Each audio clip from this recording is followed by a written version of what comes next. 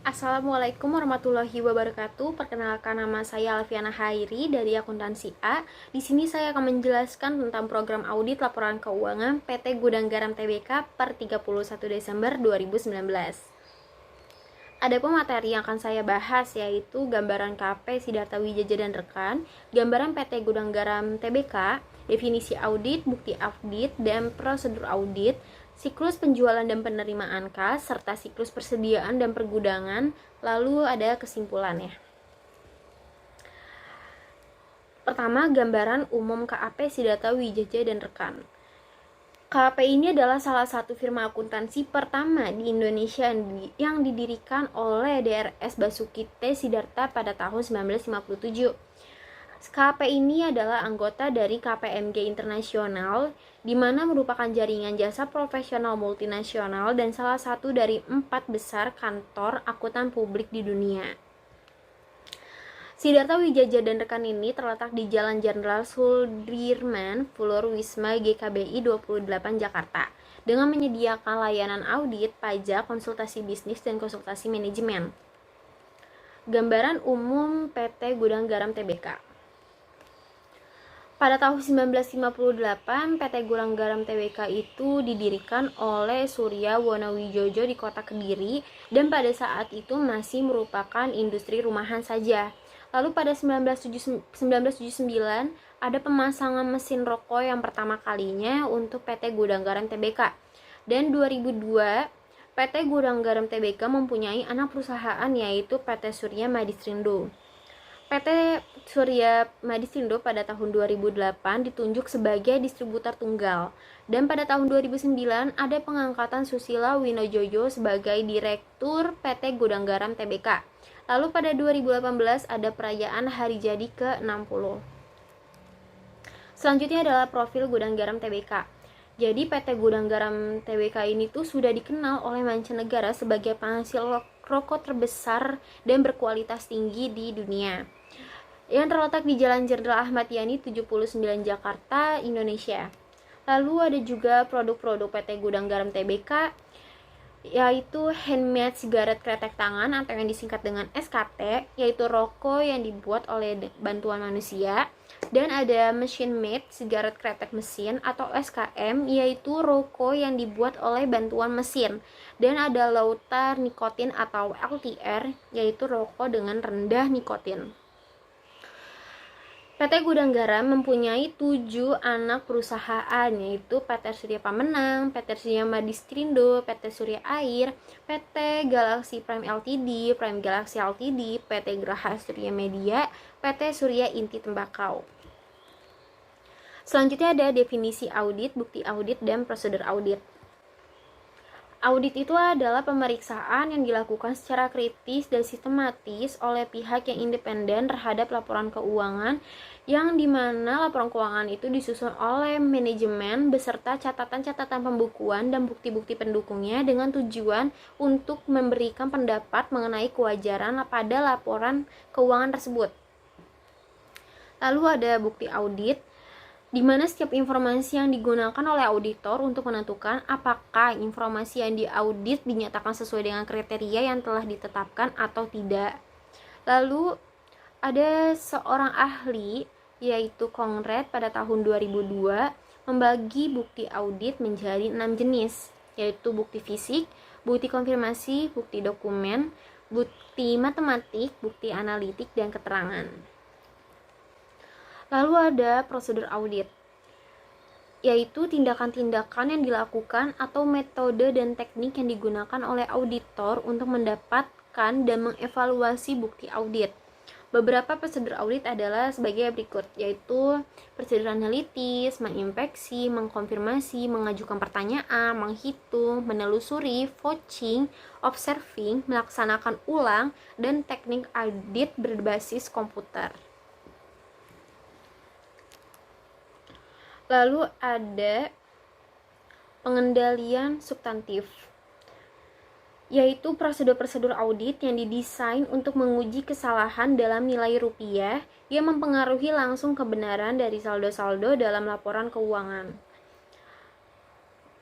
Nah, pengujian substantif itu ada juga yang berdasarkan transaksi, yaitu menentukan apakah semua tujuan audit berkaitan dengan transaksi telah terpenuhi untuk setiap kelas transaksi. Selanjutnya ada prosedur analitis. Perbandingan-perbandingan dari jumlah-jumlah yang dicatat dengan jumlah yang diharapkan yang disusun oleh auditor. Lalu ada pengendalian substantif atas rincian saldo, yaitu memusatkan perhatian atas saldo-saldo akhir buku besar untuk laporan realisasi pendapatan dan belanja serta neraca. Lalu ada siklus untuk pengujian substantif atas transaksi. Jadi KP Sidarta Wijaya Denekan itu melakukan prosedur audit berdasarkan standar audit yang sudah ditentukan. Sebelum KP Sidarta Wijaya Denekan melakukan audit terhadap siklus penjualan dan penerimaan kas serta persediaan dan pergudangan pada PT Gudang Garam Tbk, nah KP ini harus memahami konsep bisnis apa yang dilakukan oleh PT Gudang Garam dan membandingkan data dengan informasi lainnya. Selanjutnya, auditor juga harus menilai resiko pengendalian yang direncanakan untuk menentukan prosedur pengujian audit yang akan digunakan, ukuran sampel yang akan digunakan, juga item-item yang akan digunakan, dan penetapan waktu yang tepat. Selanjutnya ada prosedur audit siklus penjualan pada PT Gudang Garam. Seperti yang kita lihat di layar, tujuan audit yang berkaitan dengan transaksi adalah keterjadian di mana penjualan yang dicatat itu benar-benar dikirim ke pelanggan. Nah, pengujian pengendalian itu auditor harus memeriksa pesanan pelanggan, memeriksa faktur penjualan, dan memeriksa file batch untuk melihat tanda tangan klek pengendalian data. Dan pengujian substantif atas transaksinya itu adalah memeriksa urutan faktur, mereview jurnal penjualan, menelusuri ayat jurnal penjualan. Lalu ada kelengkapan di mana transaksi penjualan yang ada telah dicatat. Jadi pengujiannya itu adalah auditor harus memeriksa urutan dokumen pengiriman, memeriksa file total batch, dan menelusuri dokumen pengiriman terpilih ke jurnal penjualan untuk memastikan bahwa semuanya telah dimasukkan. Selanjutnya ada keakuratan di mana penjualan yang dicatat adalah sebesar jumlah barang yang dikirimkan dan ditagih secara benar gitu. Di sini auditor harus memeriksa dokumen pendukung dari faktur penjualan, memeriksa file total batch, memeriksa daftar harga yang disetujui untuk melihat keakuratan dan otorisasi yang tepat. Dan pengujian substantif atas transaksinya yaitu menelusuri ayat jurnal penjualan ke faktur penjualan, menghitung kembali harga, menelusuri rincian pada faktur penjualan ke dokumen pengiriman, pesanan penjualan, dan pesanan pelanggan. Selanjutnya ada posting dan ikhtisar di mana transaksi penjualan dimasukkan dengan benar ke dalam file induk piutang usaha dan ikhtisar dengan benar. Jadi pengujian pengendaliannya itu adalah memeriksa bukti bahwa file induk piutang usaha telah direkonsiliasi dengan buku besar umum. Pengujian substantifnya adalah menelusuri faktur penjualan terpilih dari jurnal penjualan ke file induk piutang usaha dan menguji jumlah, tanggal, serta nomor fakturnya. Selanjutnya ada klasifikasi, yaitu transaksi penjualan harus diklasifikasikan dengan benar. Pengujian pengendaliannya itu adalah memeriksa paket dokumen untuk verifikasi internal, dan substantif atas transaksinya itu adalah memeriksa salinan faktur penjualan demi klasifikasi akun yang tepat. Lalu ada penetapan waktu di mana penjualan dicatat pada tanggal yang benar. Jadi pengujian pengendalian itu adalah memeriksa urutan dokumen pengiriman. Lalu ini bisa ada kesalahan, yaitu tidak adanya pengendalian untuk menguji pencatatan yang tepat waktu. Dan substantif atas transaksinya itu adalah membandingkan tanggal pencatatan penjualan dalam jurnal penjualan dengan salinan faktur penjualan dan bill of lading. Selanjutnya ada siklus penerimaan kas untuk pengujian pengendalian dan pengujian substantif atas transaksi, yaitu keterjadian di mana penerimaan kas yang dicatat adalah yang benar-benar diterima oleh perusahaan. Pengendaliannya itu mengamati apakah akuntan merekonsiliasi akun bank dan memeriksa file total batch untuk melihat tanda tangan klaim pengendalian data. Lalu pengujian substantif atas transaksi, mereview jurnal penerimaan kas, menelusuri ayat jurnal penerimaan kas dan ayat jurnal penerimaan kas ke laporan bank, dan membuat bukti penerimaan kas. Lalu ada kelengkapan di mana kas yang diterima dicatat di jurnal penerimaan kas, yaitu pengendaliannya yaitu mengamati pre-leasing penerimaan kas serta memeriksa file total batch untuk melihat tanda tangan klaim pengendalian data. Tetapi pre-leasing kas tidak digunakan untuk memverifikasi penerimaan kas yang dicatat. Dan pengujian substantif atas transaksinya yaitu memperoleh pre-listing penerimaan kas dan menelusuri jurnalnya ke jurnal penerimaan kas dengan menguji nama, jumlah, dan tanggal, dan membandingkan pre-listing dengan salinan slip deposit. Lalu ada keakuratan di mana penerimaan kas disetorkan dicatat sebesar jumlah yang diterima. Jadi seorang akuntan tuh secara independen merekonsiliasi akun bank, dan pengujian pengendaliannya yaitu mengamati apakah akuntan benar-benar merekonsiliasi akun bank serta memeriksa file total batch untuk melihat tanda tangan klaim pengendalian data. Pengujian substantif atas transaksinya yaitu memperoleh pre-listing penerimaan kas dan menelusuri jurnalnya ke penerimaan kas dengan menguji nama, jumlah, dan tanggal, dan mempersiapkan bukti penerimaan kas. Lalu ada posting dan pengiktisaran di mana penerimaan kas itu dimasukkan dengan benar dalam file induk piutang usaha dan iktisar dengan benar. Jadi secara otomatis tuh komputer sudah memposting transaksi ke file induk piutang usaha dan buku besar umum. Dan pengujian pengendaliannya itu adalah memeriksa bukti file bahwa induk piutang usaha telah direkonsiliasi dengan buku besar umum. Lalu substantif atas transaksinya yaitu menelusuri ayat jurnal dari jurnal penerimaan kas ke file induk piutang usaha dengan menguji tanggal serta jumlah yang tertera. Lalu menelusuri kredit tertentu dari induk piutang usaha ke penerimaan kas dengan menguji tanggal serta jumlah, dan menggunakan perangkat lunak audit untuk memfoot dan meng-crossfoot jurnal penjualan serta menelusuri totalnya ke buku besar umum. Lalu ada klasifikasi di mana transaksi penerimaan kas benar telah dicatat sesuai klasifikasinya dengan benar. Nah, pengujian pengendaliannya itu adalah memeriksa bukti verifikasi internal, dan substantif atas transaksinya yaitu memeriksa pre-leasing untuk melihat klasifikasi akun yang sesuai.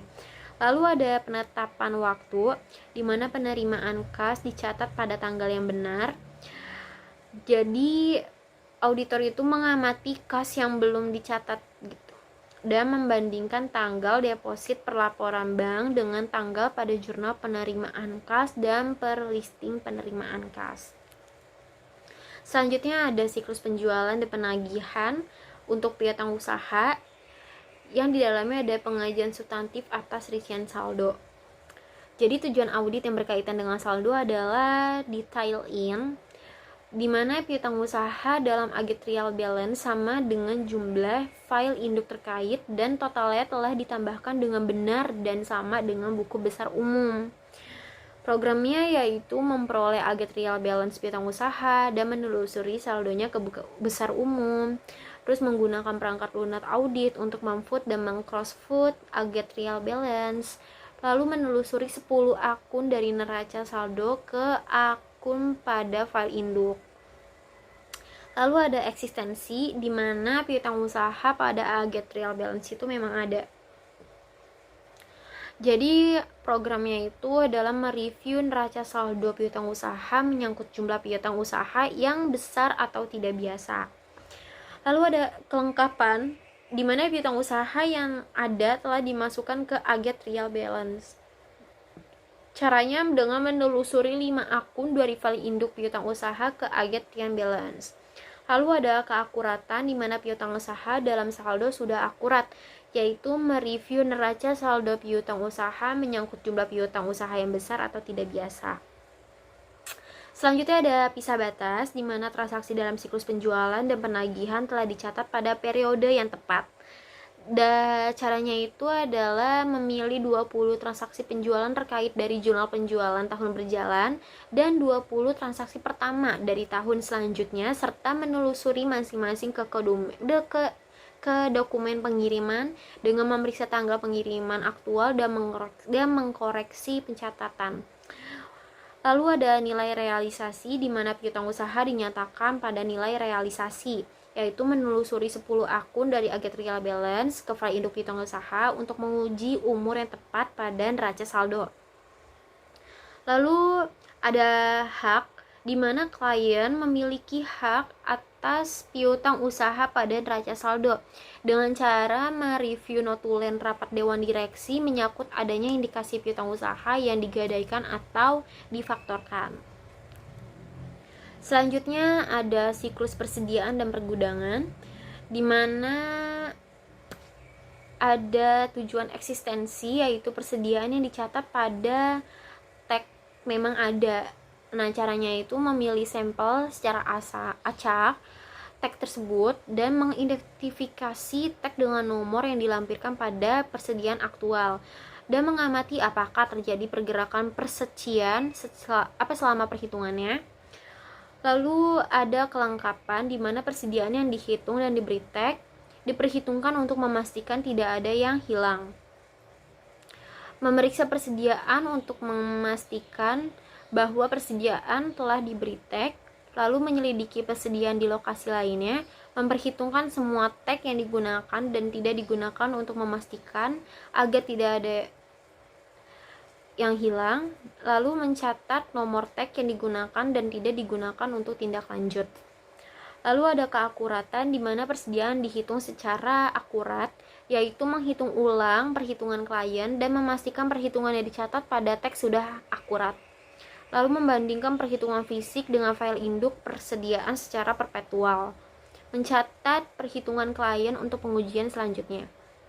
Lalu ada klasifikasi, di mana persediaan diklasifikasi dengan benar pada tag dengan cara memeriksa deskripsi persediaan pada tag dan membandingkan dengan persediaan aktual bahan, barang dalam proses, dan barang jadi.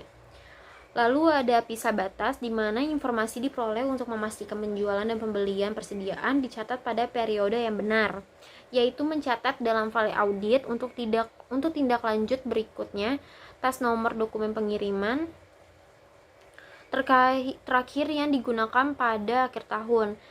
Selanjutnya mereview area pengiriman untuk persediaan yang dipisahkan dari pengiriman tetapi belum diperhitungkan.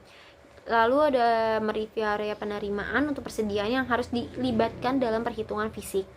Lalu ada hak, di mana klien memiliki hak atas persediaan yang dicatat pada tag dengan cara menanyakan tentang konsinyasi atau persediaan pelanggan yang dicantumkan dalam premis klien. Yang terakhir adalah kesimpulan.